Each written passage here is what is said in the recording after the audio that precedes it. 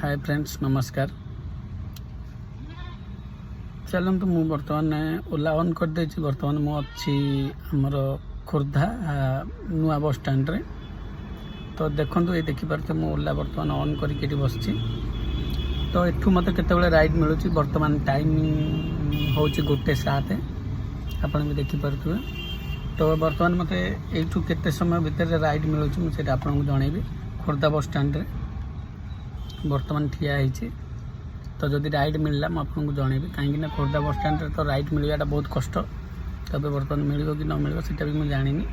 जदि न मिलला तो खाली गाड़ी नहीं कि जा कहीं मुझे भुवनेश्वर आसती खोर्धा ड्रपिंग रे।